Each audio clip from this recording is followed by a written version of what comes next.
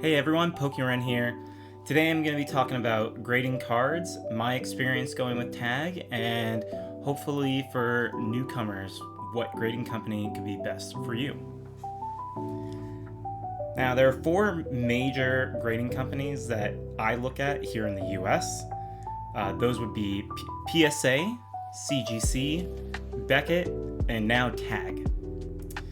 When it comes to grading, you need to ask yourself, why do you want to grade? There's a few reasons for a lot of people, and one of those top reasons is value. But what value means could be different to different people. The number one value proposition is to make money. When you grade a card and it comes back a 9 or a 10, you're going to make money. I mean, the Gengar VMAX already makes a ton of money raw, and in PSA 10 right now, that thing is so high, and you're going to make a huge income on it. The second value proposition with grading is to lock in value. And that's similar to the last point with making money, but it also means that you want to make sure that that card is protected and that no matter what, it's never going to be disputed what the value of that card is. That doesn't mean that you're going to sell it right away. It could be something that you hold in your collection for a while, but you have that peace of mind that the value of that card is locked in with the way that it's graded. And that doesn't necessarily mean monetary, that can also mean sentimental. There are cards out there that we have a lot of memories with from our childhoods, growing up, from our first card show, and locking in that value of that card helps lock in the way that you got that card in its memory. So both monetary and sentimentally, there are reasons to grade, and that's to protect those cards. So with those reasons in mind, how do you choose which grading company you want to go with? I'm going to be talking about, from my opinion, based on my observations, my experiences, and conversations I've had with others in the community. What I'm going to talk about today is not the end-all be-all, but hopefully a useful guide to help your conversations and your investigations and what you want to use. If you want to make money, PSA is the way to go because of its liquidity and its brand recognition. PSA is the most well known. For better or for worse, I'm not going to go into all of the memes and like the reasoning of why cards get graded or shouldn't get the grades they do, but it's just a fact that PSA has the most liquidity. But if you're wanting to get the highest value proposition possible on a card, that would be definitely Beckett.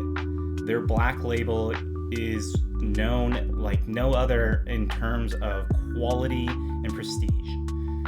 A black label will garner money value 2 to 3 times over a PSA 10. But it's also extremely difficult and why people go after it. So the only reason you would want to go over to grade with Beckett is if you have one of the cleanest cards and you are sure that you have a chance of getting that black label. There are definitely Beckett collectors out there, but again, when we're talking about liquidity versus PSA, it's just a smaller market overall.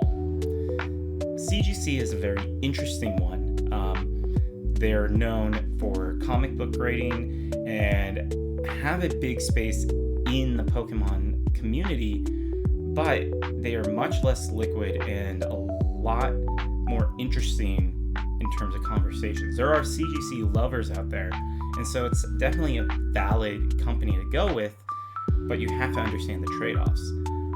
I think the Pristine 10s is a great thing that CGC offers over PSA and is definitely seeing some increased value of the cards in Pristine compared to a PSA 10. But again, it is a bit more niche still.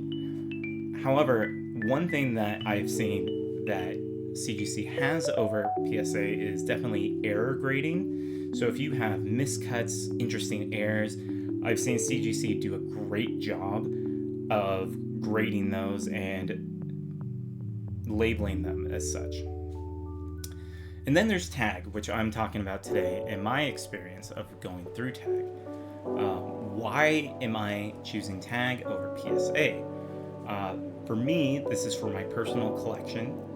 I wanted to have something that I like the look of the best, which I think tag slabs, graded cards.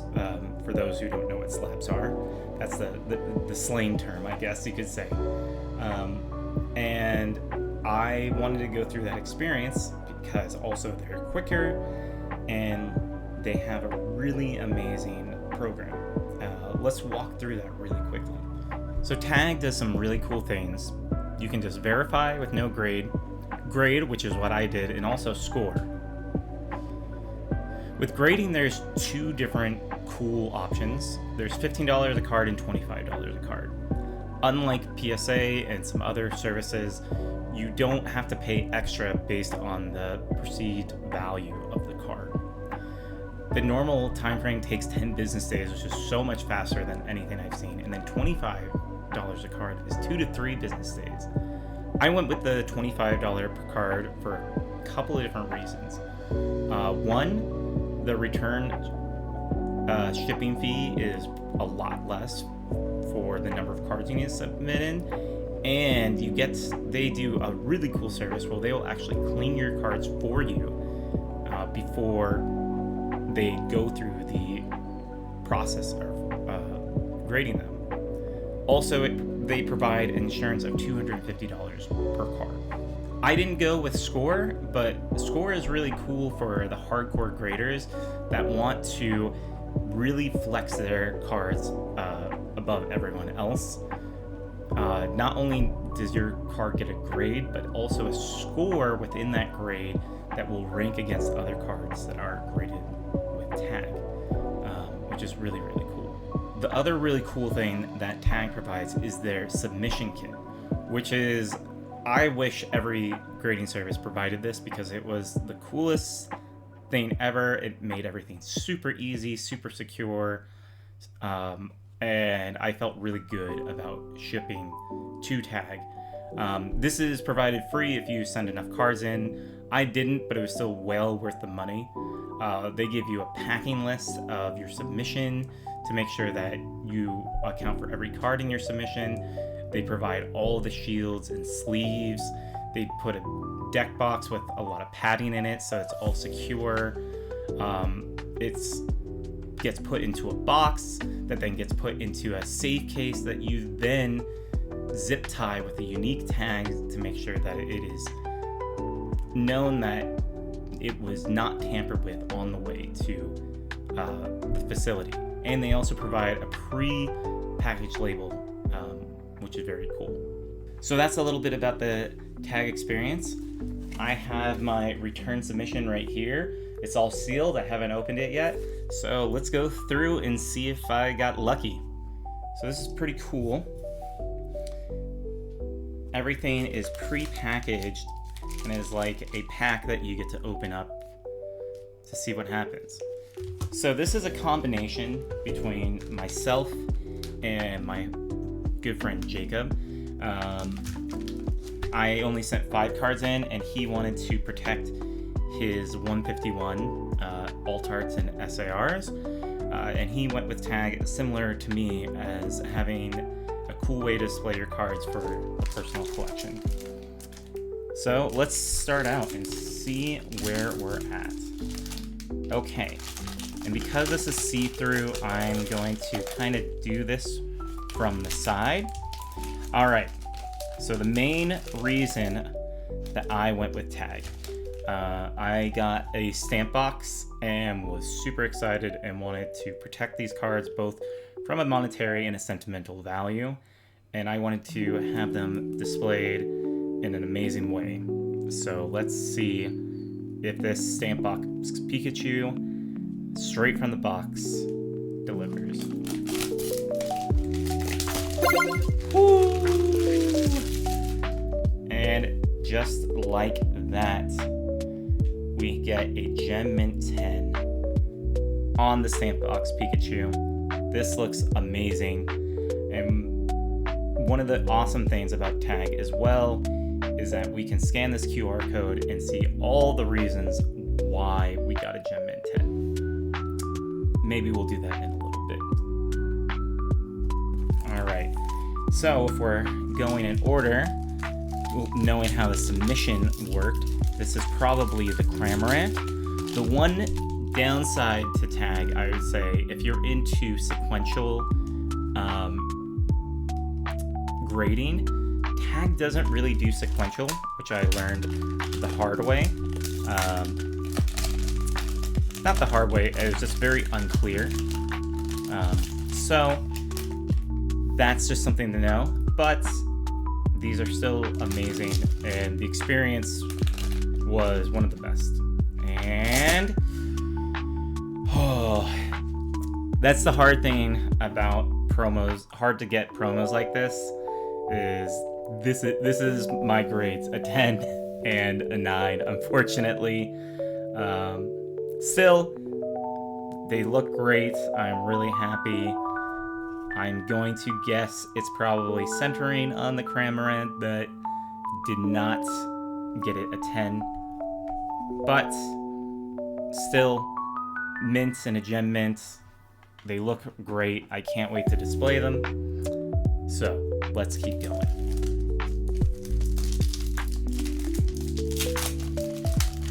All right. I recently got a great Ancient Mew. This is fresh from the pack, and I know these are notoriously hard to grade, but hopefully we get at least a 9. Ooh, 8.5. So I'm gonna have to look at that. Actually, let's use this one to look why we got an 8.5. Okay, so I have the report up for the Ancient Mew is at 8.5. This is really cool. There's been 136 graded, 21 at a Near Mint Plus. Mine is the second highest graded in the 56th overall. And yeah, so far I'm 131 out of 136. So we didn't have any Deans. We didn't have any Edge Deans. We did pretty good within the centering, but it looks like we have 2 surface Deans. And as you can see, here's a snapshot of the defects. It looks like there's a surface ink defect and a scratch. Fortunately with OBS, I can't click on these, but normally in the web browser, you can click on these and it will blow up and show exactly what's going on. It also does a really cool thing with showing transparency of the surface of the scans. And it looks like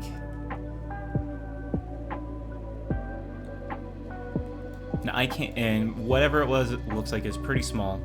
So unfortunate. Yeah, it's on the front, so it looks like it's top, middle, and a scratch up here.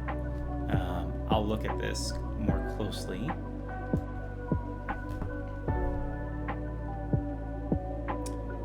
Yep, so I can see on...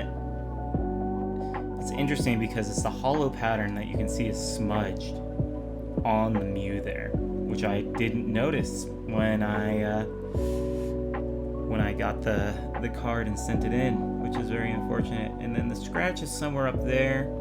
I'll have to look at it a bit more closely. It seems like it's a very small scratch, but yeah, the smudge, definitely unfortunate.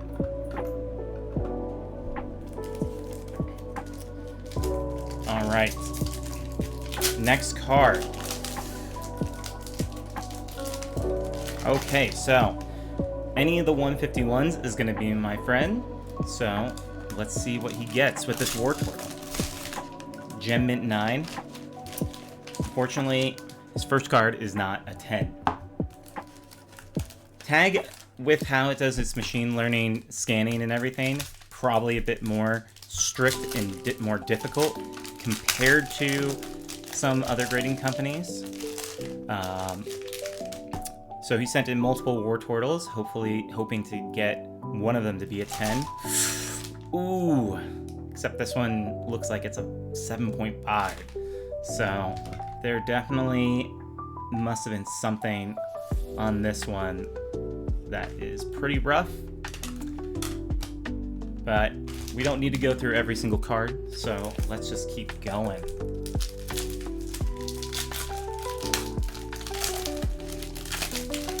All right, Squirtle from 151. Another 9. Still nice mint copy.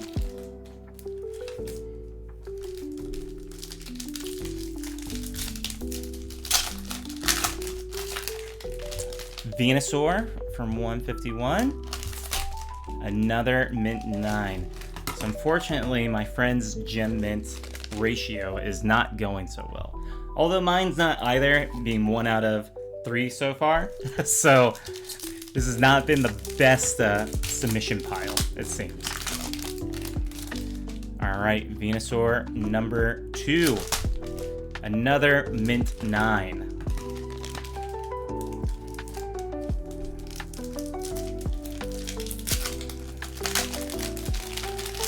Alright, now we're going down to Ivysaur. Ooh, 8.5.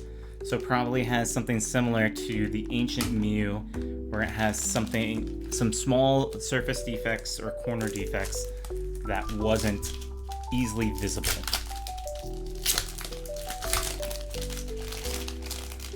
And finally, we go to the end of this line. We go to Bulbasaur, another 8.5.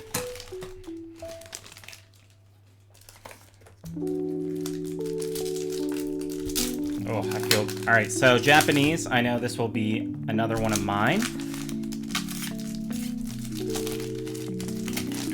This is the Red's Pikachu Sun and Moon promo. I sent this in because I was going to be sending another card in, but Tag didn't have that in their database, so I decided to do this. Oh, this is an 8.5 as well. That's okay. This isn't one that I was trying to necessarily get a 10 in. I just really liked the card and wanted to protect it.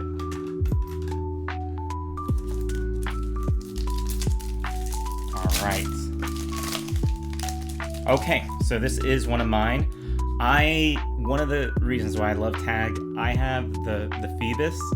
I have the #1 graded Phoebus from Surging Sparks in the world, the first ever graded, and the first 10. I won it in an auction. I wanted to get the Melodic, but the Melodic went for a lot of money.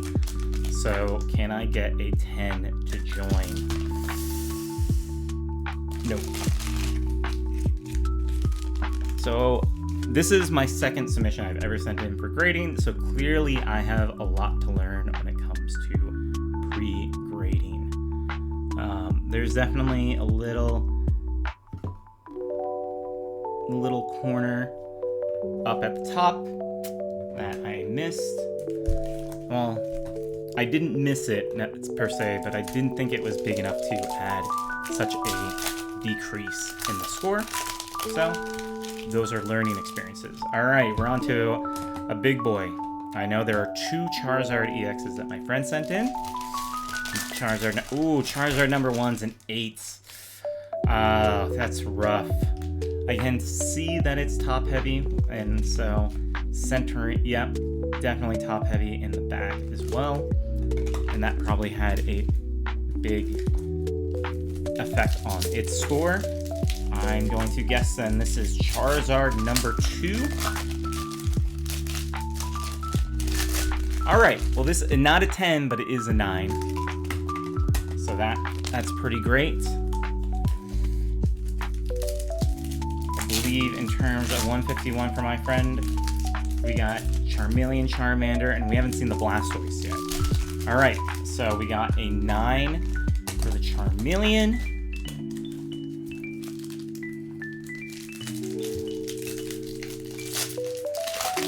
This will probably be Charmander.